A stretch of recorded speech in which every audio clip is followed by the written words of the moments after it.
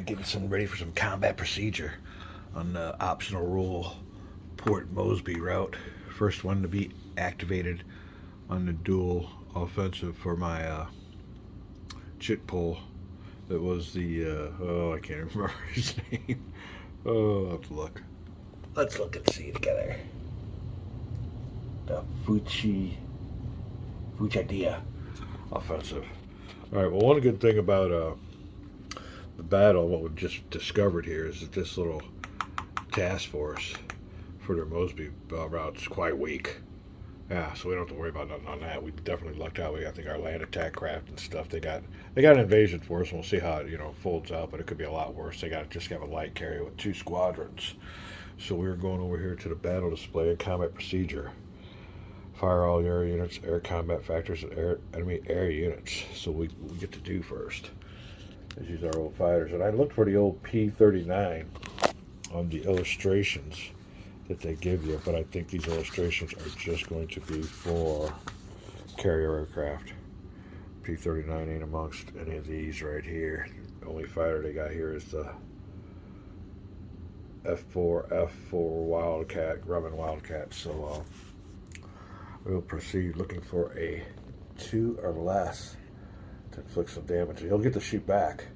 The old Naval dive bomber is a 3-seater or a 2-seater, and they got a rear gunner there, and he's got a nice little, he'll be shooting at him with as much as the attacker's attacking with. So we'll go down here looking for 2 or less. 5, no do. Japanese return fire. No do. Okay, let's see here. Anti-air, step, fire all ground and naval units, air combat factors, and enemy air units. So the old coastal defense unit gets to fire with a 2. Now I want to look at this real quick here. We got infantry units here too. Let's throw him in the mix. He's down there. Oh, yeah, I don't know how to do this, but yeah, he's got a 1. So we'll go for the 2 first for the coastal defense unit, 2 or less. He's incoming, nothing. And we got the Marines. Or the Australians. 31st Australian Infantry. They're all spread out along the island, shooting their small arms fire, looking for a 1. As the plane gets closer, and they get a 6, no good. So finally, I think it's the only thing left to do is roll for our Ruju Bell dive bomber, looking for a 1 or less to inflict a hit on the coastal defense unit. 4. So a lot of shooting going on. Nothing happening. I think we'll return everybody back. We'll see what's the procedure afterwards. First battle for Moresby. Like I said, stalemated. I'll be back. Alright, all the planes return to their carrier. Cat fighter over their covering task force, and the covering task force hasn't been spotted yet, so we can't launch any missions against them while they're non-spotted, but we can go after these units here at their base. Alright, well, that'll be it for the mutual combat segment. We just did the mutual return segment.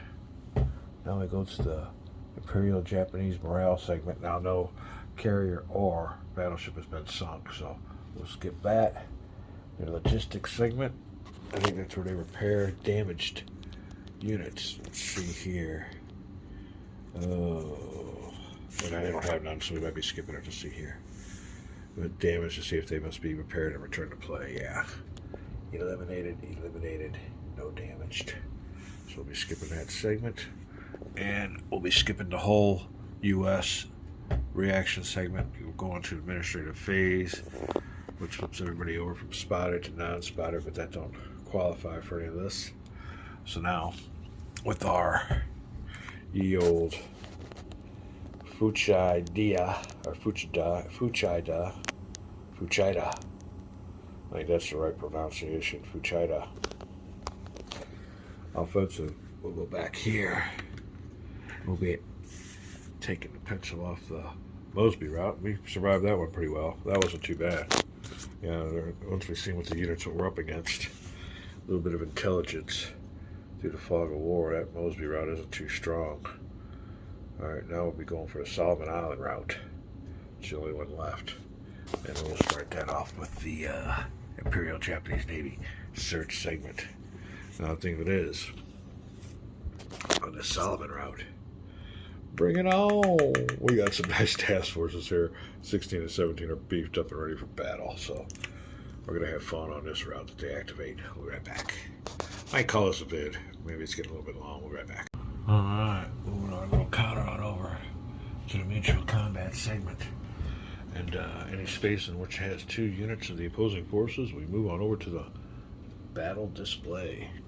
And it qualifies over here at Port Mosby. In the air above, we got a U.S. Navy squadron on cap and a Imperial Japanese Air Force that's supposed to go after the attack the task force. It's going on an attack objective right now, so let's find out what that means. I would have figured it would have. Oh, there's a coastal defense unit. Oh, I'm with you. Well, I guess I could do that too. Let me go over here. No, it's would be the U.S. Coastal Defense Unit. See if we're doing this, make sure we're doing this right. Alright, that's what you have to do there. He's going after him. He's going after him. I guess. I'm pretty sure. I'll look over the rules real quick. But that's what's going on in the good old Port Mosby spot. Alright. We'll be back. Commencing the battle, making sure I did everything right. Be right back. Alright, well, so far in the Guard Task Force and the Invasion Task Force, there are no carriers yet. We got battleships and transports and some destroyers and cruisers. Now, another thing here is you'll see on this Invasion AL, it's Invasion Aleutians, not MO. Well, that was part of the optional rules setup, is you got to switch these things around so you weren't, getting redundancy and you get replayability in the game. So I was able to move those around, so that's why you see the AL Invasion Force on the Mosby MO route. That's not a mistake. It's part of the optional rules setup.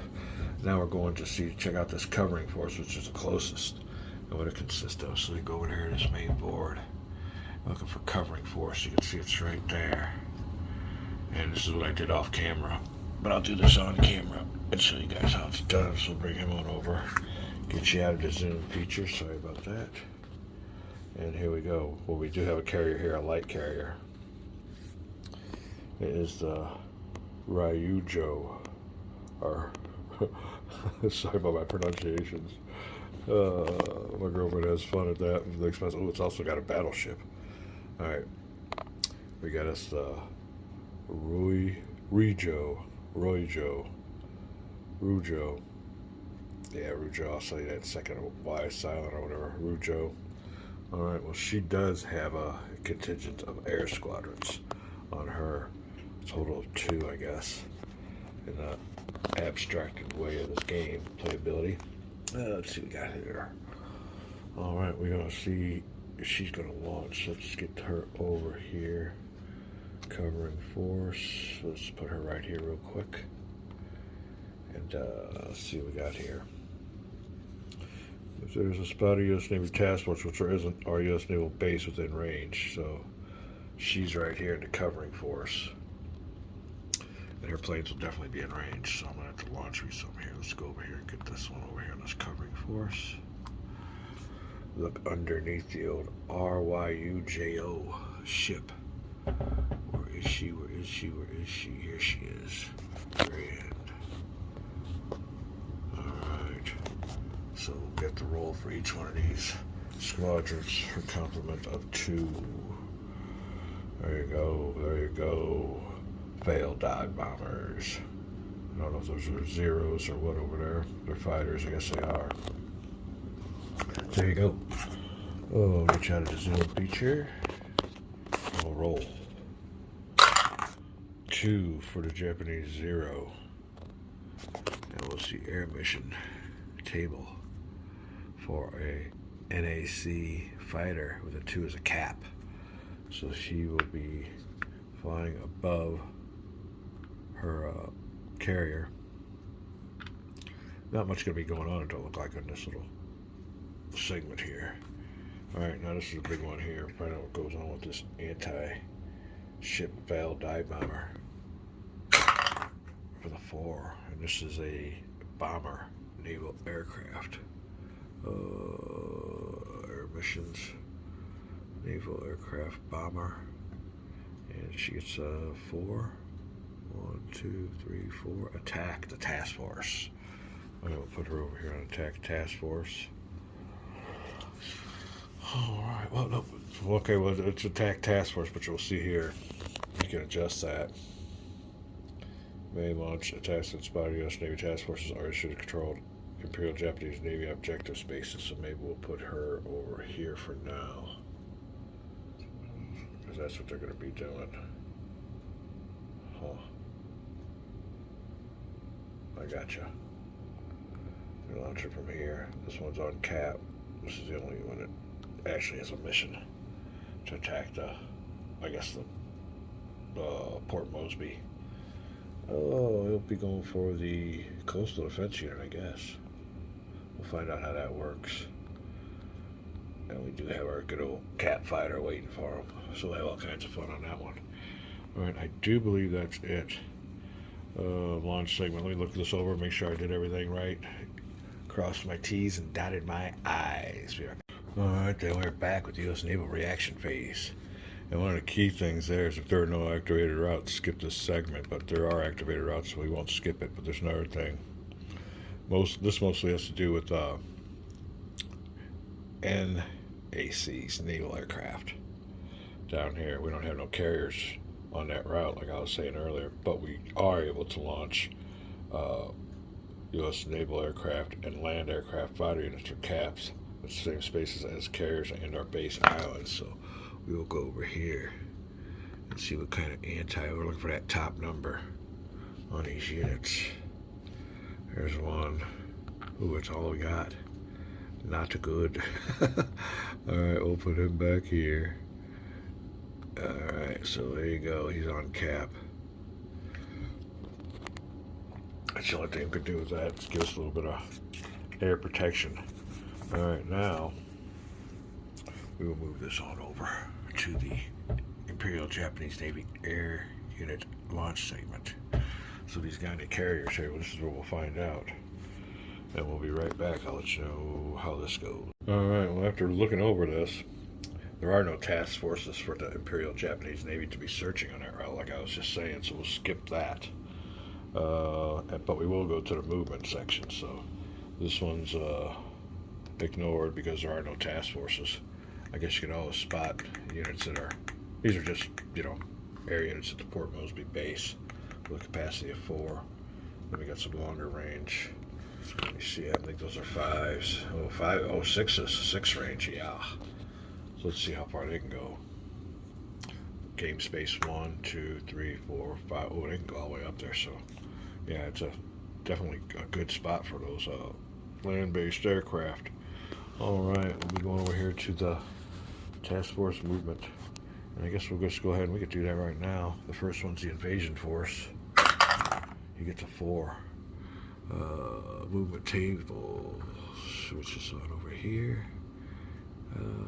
Invasion with a 4. 1, 2, 3, 4.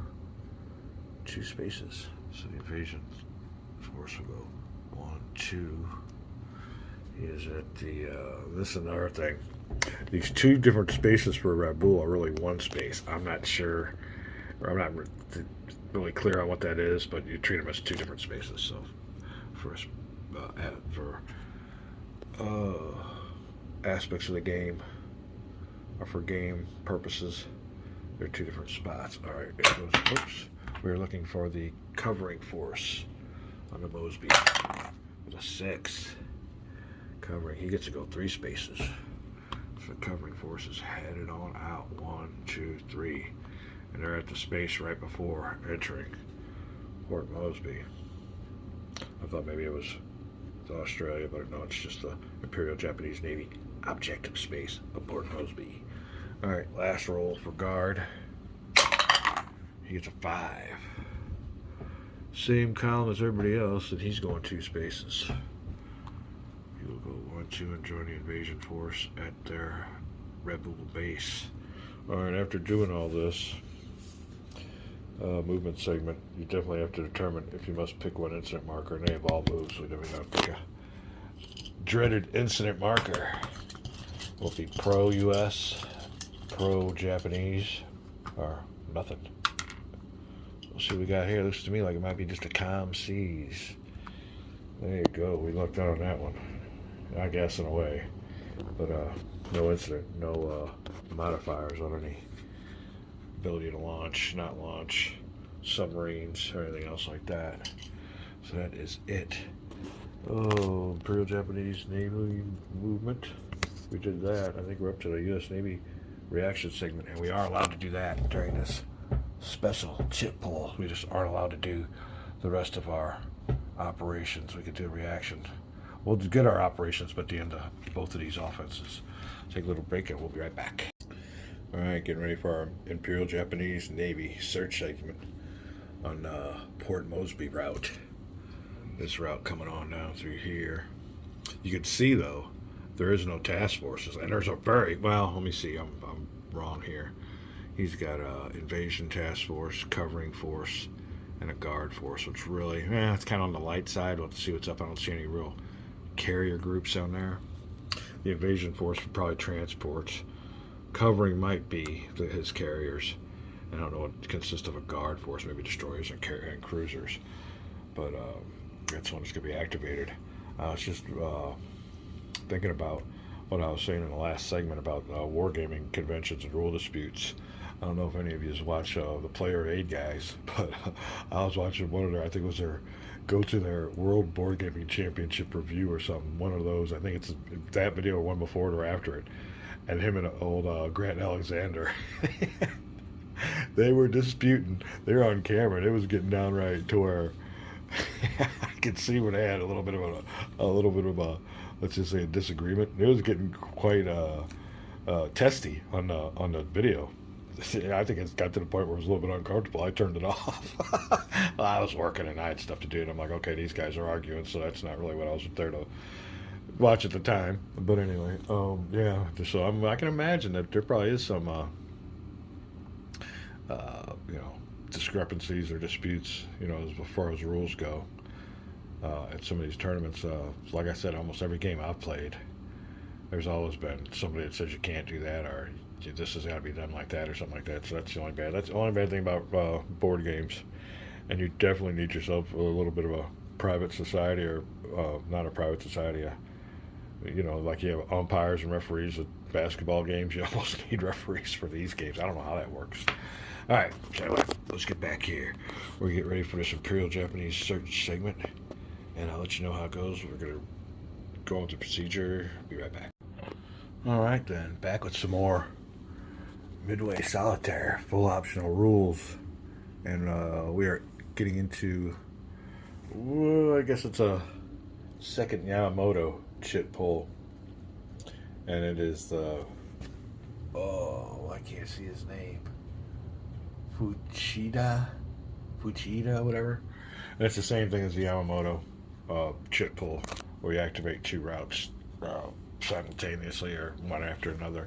And US don't get to have their phase, but they do get to have the reaction phase. And then when the two offenses are over with, then I could have a US naval phase. We're getting ready to advance here with start with the Japanese search phase. But one thing I wanted to make note of is I have no carriers on this Moresby route, so the only thing stopping them are what they call LAC, land aircraft. And fortunately for me, I think they'll probably have to stop here at the actual Port Moresby. And they can't go for the Allied sudden death victory unless they get down here to Australia. But we got task forces over here. I'm thinking maybe I should have moved one on over, but we'll see how it goes. I got two strong ones here. I'm pretty sure these LACs should be a good defense. Oh, what else? Sun's looking like the sun is looking like it might be coming out. Well, I could really take advantage of that. I got some chores I had a couple projects I wanted to do during the holidays, and sadly, not really too sadly, it gives me time for war games, but I was kind of looking forward to getting those done. But look out again. Looks like it might get starting a fresh rain, so I think I might as well just call project aspect of the weekend to wash. I had that Command and Colors tournament in here. I was still waiting on an opponent, and it's September, and I'm waiting for an opponent for August. And I've emailed this guy and told him my weekends are open. They're pretty well all open. Now, he just sent me an email saying he didn't really appreciate, or what do you say? Quite frankly, I don't like having my weekend evenings as my only options. Okay, well, I work. There's no way I could do it during the week. I did that one week. I got home after 13 hours, played that game, and I wasn't with it, and it wasn't worth playing. Long story short, I'm not going to participate in the tournament next year. It's during my busy time of year, and like I said, I've been off waiting for this guy now. You know, in his defense, he said he had something to do, which is fine. I think he was gone the last 6 days, but he's back now. And I wrote him back. I said, well, I'm available during the day. It's raining here. I ain't got much to do. All my stuff I was going to do during the day, during the holiday weekends, is canceled. But I haven't heard back from him. So he said something about just taking a 1-1 tie. But that's just it. Most of the games in this tournament, I'm not even playing. We're just taking ties, or I'm conceding because I ain't got no time, or the games are that bad. So whatever.